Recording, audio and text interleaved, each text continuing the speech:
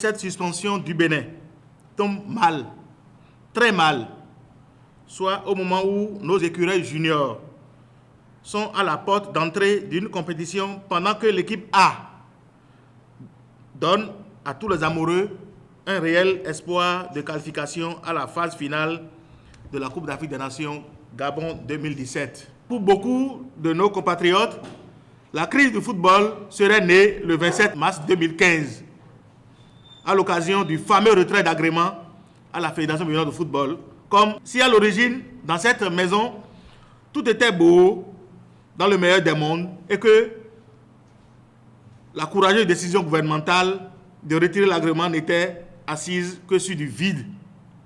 Si Élite pour le sport avait applaudi cette décision, c'est parce que celle-ci apportait une réponse adéquate à la gabegie ambiante, en même temps qu'elle donnait un coup d'arrêt à l'impunité et ouvrait ainsi la voie à une nouvelle ère dans notre football. Au bilan du 30 avril 2016, date théorique de fin de mandat, le tableau des réalisations du CONOR, faut-il le rappeler, n'est pas très réluisant. Élite pour le sport voudrait inviter chaque acteur à jouer sa partition en faisant des concessions afin qu'un terrain d'entente soit enfin trouvé. Nous soutenons le ministre des Sports dans sa démarche de rencontre et de négociation avec les protagonistes.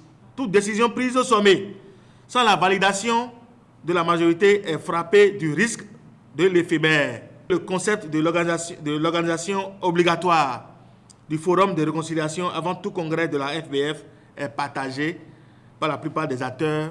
Nous demandons au CONOR de bien vouloir solliciter de la FIFA le report du match des écureuils juniors prévu pour demain et de celui de l'équipe A prévu pour le 5 juin à Cotonou.